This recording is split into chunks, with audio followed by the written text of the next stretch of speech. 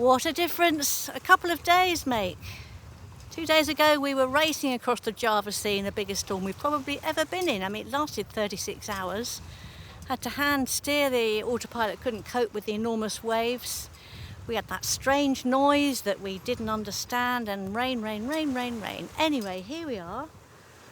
We slept in the southwestern corner of Belitung for a couple of days, and now we're heading to the northwest corner of Belitung to get some provisions, to do some laundry, this, that and the other, before we set up across the northern Java Sea towards Singapore. Lots to do yet, but today, look, flat. And it's going to be a day of motoring today, which is quite unusual. For the many hundreds of miles we've done already, I'm not sure how many, I'll put a figure below. I've just checked our fuel, and by the time we get to Belitung after today, we're only going to need to refill 4 jerry cans.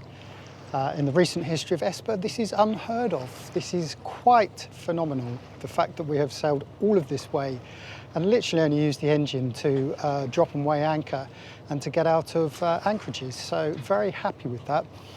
Oh, it hasn't been flat for ages.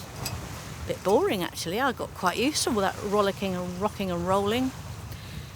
ESPA, of course, did her thing, and she, as always, was solid as a rock. She's a strong, well-found boat, made to go through the worst things that the sea can throw at you. But today, she's just purring along with the engine. Just a little comment on the surrounding area of Belitung. I think this is one of those places that if you had time, you could spend many weeks here. The whole of this west coast is surrounded by reefs, little islands. You maybe have to see those behind me. Many aren't accessible because the channels into them are too shallow, but each one is a little nature reserve. We just saw big fish jumping out the water and birds swooping down to catch them, and I suspect on these islands as well there's probably quite a lot to see. So because it's all anchorable in and around these little islands, you could spend quite a few weeks here exploring. Not for us though. We need to get to our anchorage, refuel, and top of the list is to get the washing done, because we haven't done laundry since we left Lombok, and the cabin's starting to smell a bit. So we're getting closer to our anchorage. Jamie just taking us to port there. Not sure if you're going to be able to see it with this camera, but the difference between this place and most of the other islands is that it's very definitely granite. So the boulders and the outlines and the edges all look different.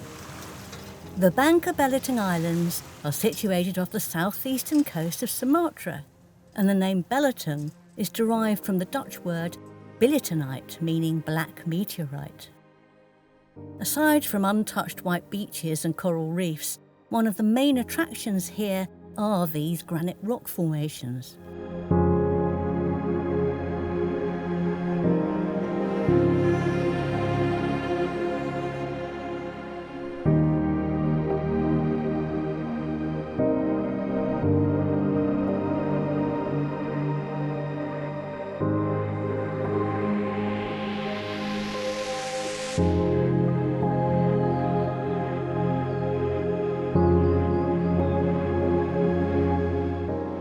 The entire northern coast of Belitung is long sandy beach after long sandy beach, interrupted by outcrops of large granite boulders. Occasionally there are warungs and coffee shops by the shore, offering exclusive access to these desolate idylls. Here's one we visited on a scooter tour, well away from the local hotspots.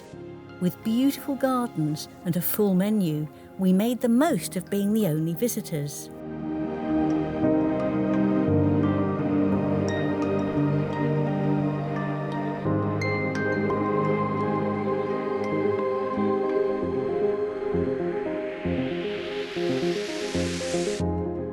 Unfortunately, post-COVID, Belitung has been suffering from a lack of international tourism, a situation compounded by problems with local air carriers. There's only one ferry a week and flights to the island have been cancelled.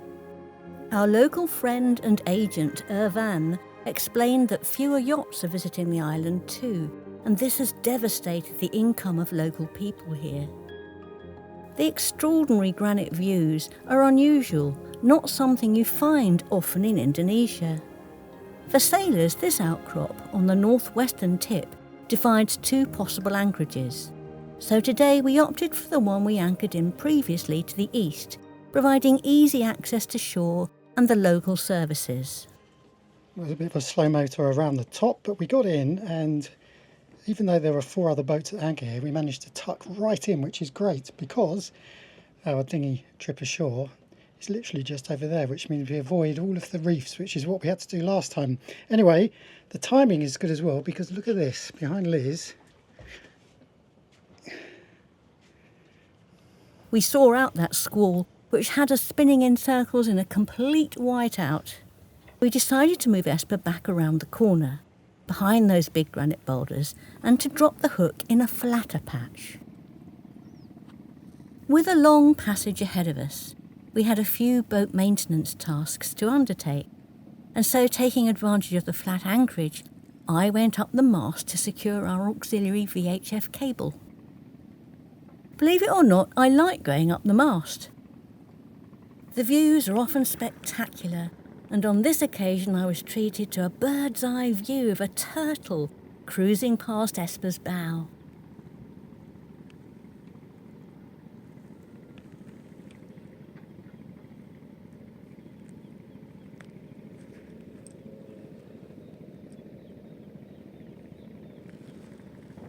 You wouldn't have thought that just a few days ago we'd been clinging on to Esper in quite different circumstances. This is just to show the ingenuity of stowing when the boat's heeling really badly. This setup that I put together using the inside of a kitchen towel lasted us through all that terrible weather and the really big heeling and the banging. None of these things moved,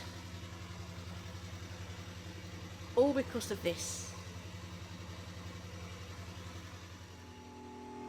Water maker doing his business while we're underway with the fan carefully propped over the top to keep it cool. This is the office, this is where I live. We've just got the sofa cushion propped up. Fan is plugged in here. Here's all my stuff. Wedged. None of this moved throughout the worst of it. Checking out procedure has started, and it's a 2-day process because we have to have customs on the first day. I've been sitting waiting for them. They always come in the afternoon. Anyway, I've just picked them up. We've just taken the 1 mile or so dinghy journey around the headland, and I've just discovered their favourite football teams. That's what we're talking about now, football. When I was younger, always watched every game. Now, less interested. And of course the subject is football. Okay, what's your name and what's your football team? My name is Agung and I go to Manchester United.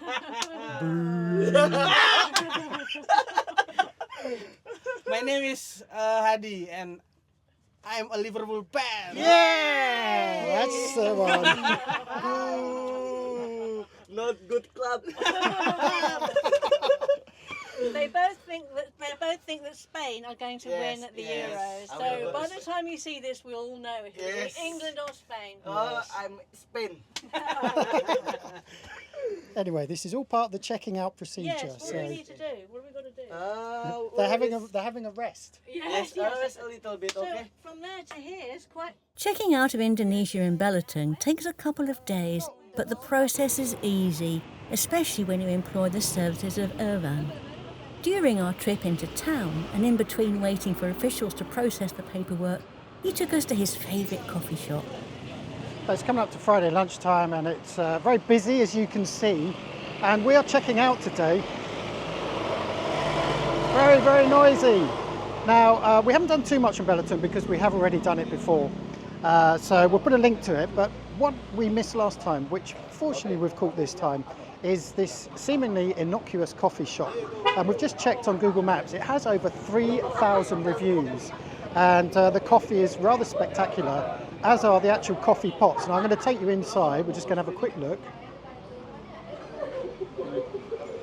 So there's a couple of reprobates here on their phones having their coffee.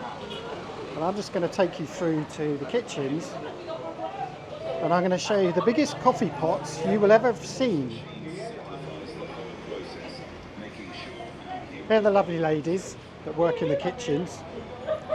Say hello. Have a look at these. I want to see these. Look at these coffee pots.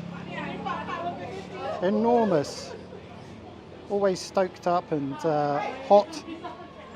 And that's the coffee we're drinking at the moment. If you want snacks, you've got your usual sweets, the little pastries that you see in every single coffee shop here. But I just wanted to show you that coffee. Anyway, we're drinking it now, and it is quite a unique flavour. Hello. From England. Where do you come from? You stay here. You're from Belitung? Yeah. Very nice island. We love Belitung. Second time we've been here. Oh, say hello.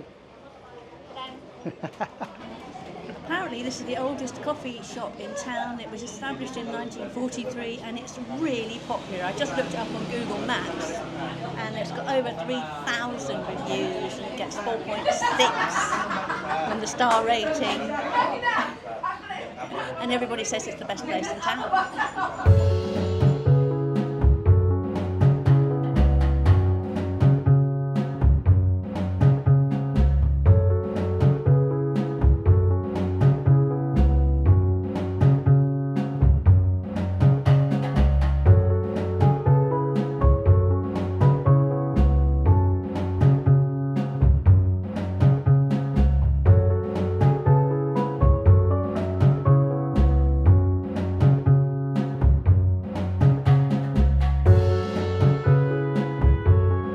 After loading up on caffeine, Irvin went to pick up our paperwork after dropping us off at the market to do some provisioning.